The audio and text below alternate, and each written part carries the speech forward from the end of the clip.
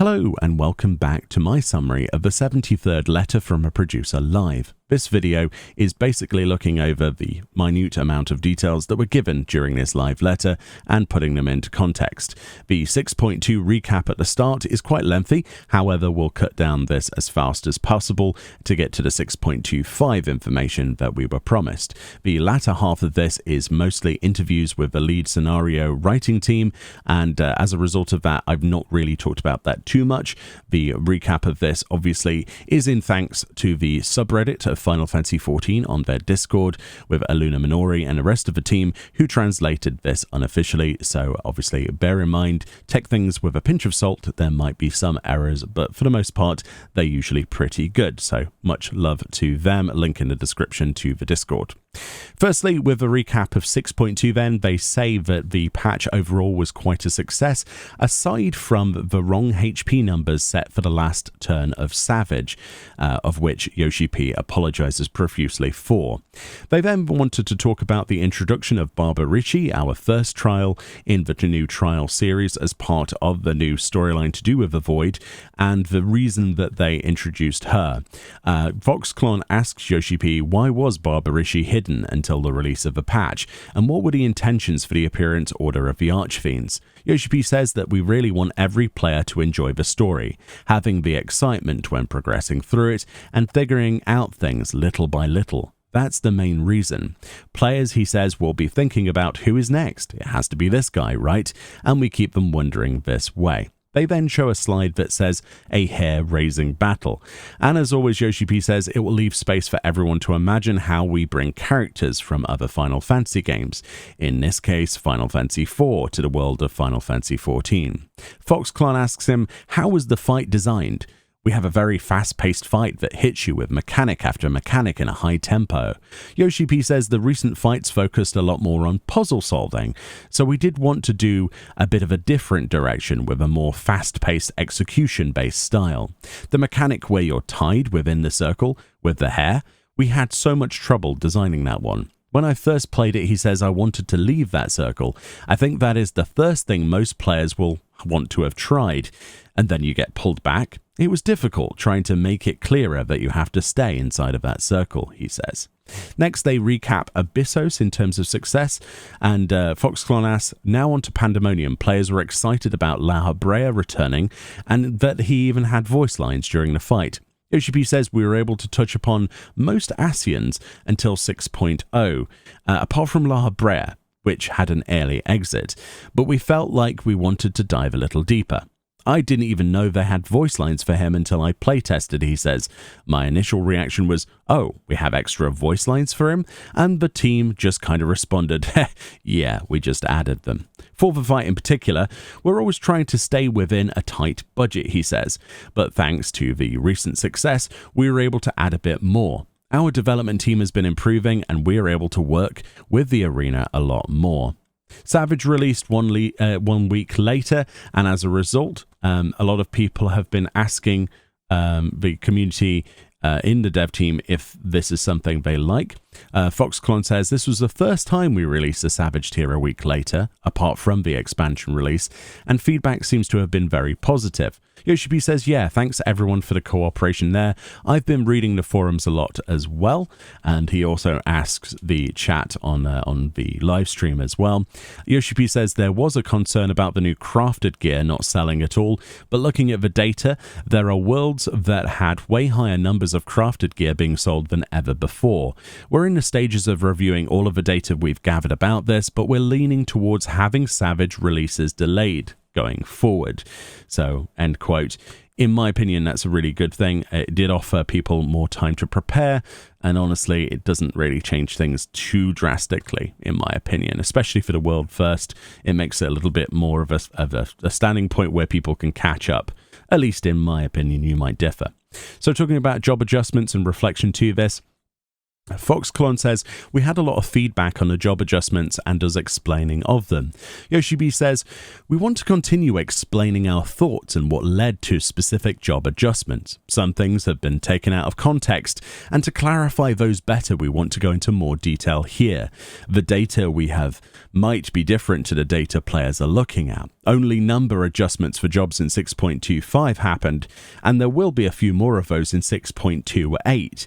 We increased the hitbox sizes so melee could be hitting the boss without any loss, but by doing that, now the balance between ranged and melee is off, he says, so we will adjust those numbers there.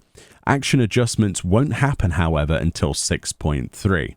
So if you were wondering when they were going to change any of your abilities significantly, that won't be until the next major patch in 6.3, and we're getting some potency changes in 6.28. In regards to PvP, Yoshipi says, since introducing Crystalline Conflict, PvP has been very popular. Job adjustments here in PvP will happen also in 6.28, and one PvP adjustment that will happen in 6.25 is that the Paladin action cover will be adjusted. We will obviously update later, so that's one of the things they're changing. I'm not sure what's wrong with cover. I don't play a Paladin in PvP. Maybe you let me know below. And finally, the last few sections talking about the feedback and recap. Island Sanctuary. Foxclon asks Yoshi-P, what is the current state of Island Sanctuary and what are the future plans? Yoshi-P says, I was told, do you even know what slow life is? From the Japanese community. Players from overseas generally enjoy content, he says, on their own pace. But Japanese players have this tendency to do any task if they see it and try to optimize the way of doing them.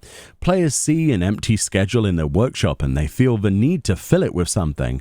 But especially overseas, we're seeing that players visit their island every couple of days.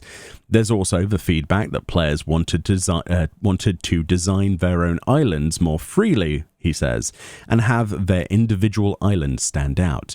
We knew this would happen, but this is a very difficult thing to implement. We are, however, trying to allow players to place garden housing items on their island. We don't have a release schedule for this feature yet, but we are trying, end quote. So you never know, housing items for your outdoor spaces could be coming to your island soon. That's good news. That is a step in the right direction. I think most people will agree. Excellent stuff. Now, miscellaneous recap.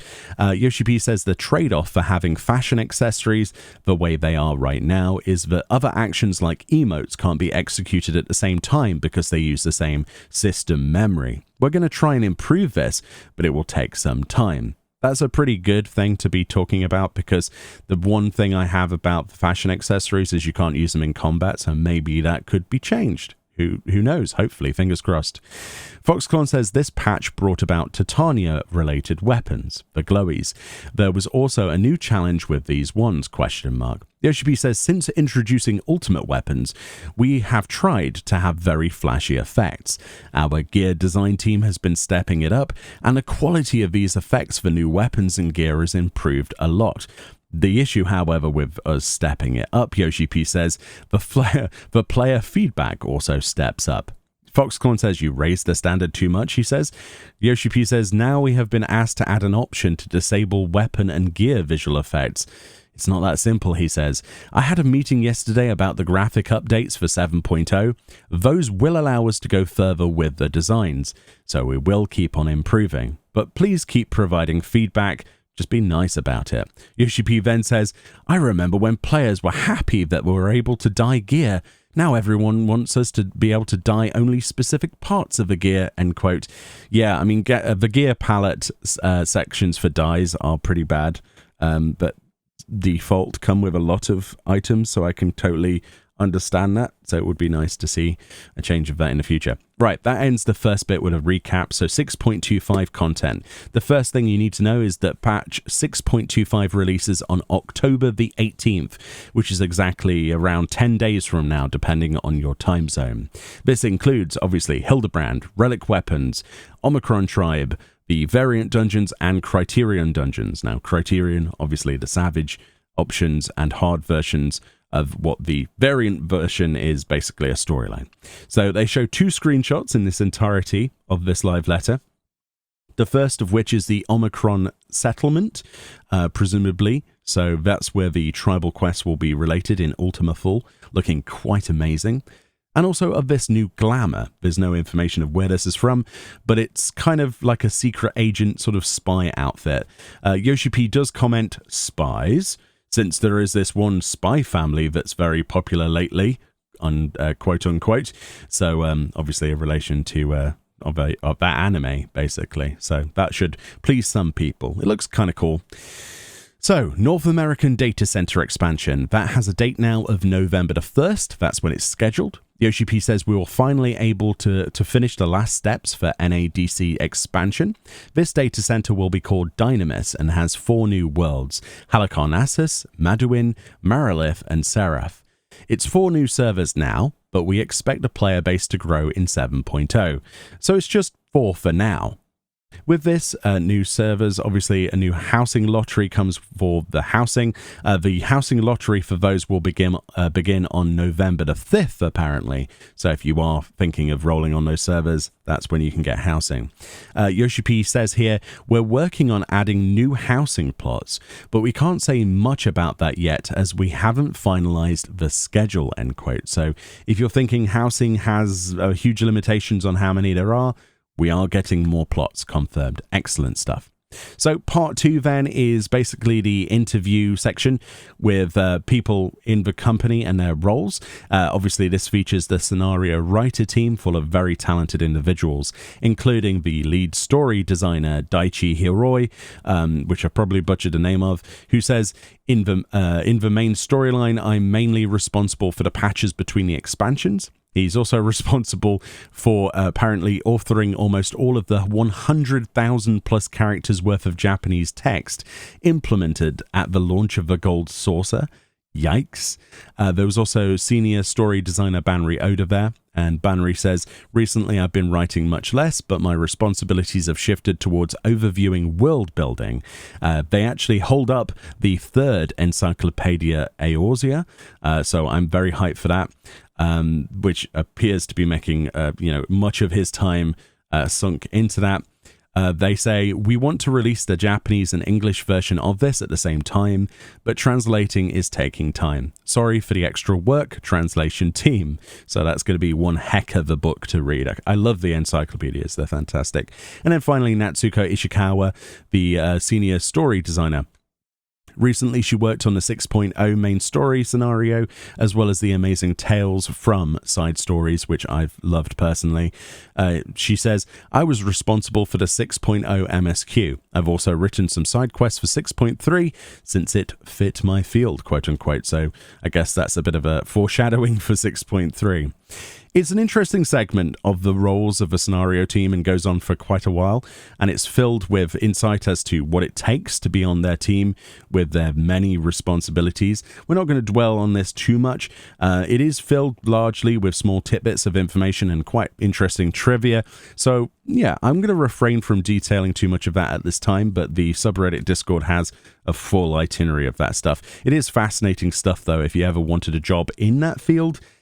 Which brings me on to the fact that they're hiring a wide array of jobs, as you can see on here, all of which apparently requiring fluent Japanese and some of which not requiring the ability to have any experience in game development, but fluent Japanese is a big one. Now we're on announcements, and there are some big ones. So the 1st of November is actually the release of patch 6.28, where some of the job changes for PvE and PvP are coming in with potency changes, so that's something to put on your calendar, along with, on the 1st of November, the US server expansion, obviously at the same time. Then we have FanFest getting announced back in person. You'll be able to visit FanFest. They give the date of Las Vegas in North America on the 28th and the 29th. And we also have in London at the Excel Centre for Europe on October the 21st and 22nd, 2023. I'm so hyped for that. And Japan, they say, coming soon, early 2024. So they don't have a current location set for that. But yes, back in London at the Excel Centre. Obviously, with COVID-19, a lot of these things were delayed and cancelled. And as a result, our European FanFest was cancelled. So I'm looking forward to actually meeting up with everybody that goes. I will definitely be going. So, yeah, see you in London. Exciting. Then they announced the winners of the weapon design contest for Reaper and Sage, which was a separate design contest than the other weapons for the expansion. The Reaper Scythe, this is one of the winners. There's 2 winners of each. The Avatar Scythe, which is absolutely badass. And we've also got the Scarecrow, which is pretty awesome as well. For Sage, we have Feo All's Newlif, which is quite nice. I can imagine that looking quite nice in the game. Looks a little bit flat on paper, but I can imagine how glowy that'll look. And the Maid Brim Cutlery set, which is a floating knife, fork, and a spoon, and an extra fork for good measure. Amazing stuff. Yes, I kind of need that. As a Sage main, I would love to have that. They also announced a brand new furnishing design contest. There will be Lodestone info posted up soon about that. So if you're a budding designer, get stuck in. Honestly, definitely enter that. Bring some cool stuff to our game. Definitely the future is in the hands of people who go, oh, I wish I'd entered. Well, now you should. Definitely. If the answer is, if you're questioning yourself if you should enter, the answer is always yes. Be the person that brings the next big thing to housing. Absolutely. They say there's a correction about the Amarot shawl that is currently up on the pre-order of the store page. The design of this item was listed incorrectly due to a translation error, with the fabric type being listed improperly as cotton, where it's actually not cotton. So that's something they apologize for. The music, in relation to music, Endwalker EP2 is now available on your streaming services. So if you wanted to go out and jam out to the Scream soundtrack, you can go and buy those tracks on most of the popular things, like I think on iTunes and stuff like that. Speaking of music, a pre-order for the Endwalker LP is up, which is vinyl, as well as the pre-order of the Orchestra Arrangement Album 3. Very cool stuff. I love the music from this game and the associated stuff that they make. And finally, All Saints Wake is coming back for a second time this year. So October the 19th will be featuring the return of the Spoopy event, which is one day after the release of 6.25 itself. So we'll actually have our plates filled with stuff to do. So don't say they don't give us stuff to do. They say a Lodestone page will be posted up later, so of course I'll do a video on that. And that wraps up the entirety of the live letter. Not our usual fill of content, but some good announcements overall. And FanFest being back is badass, and we got dates for things.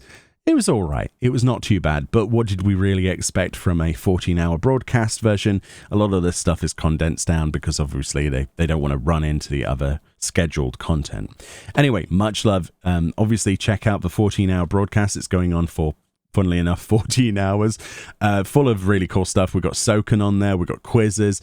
I'm sure some of your favorite streamers will be restreaming a lot of the content, so check that out on Twitch and YouTube. Much love. Enjoy the rest of your day. Hopefully this was helpful, and I'll see you all next time. Bye-bye.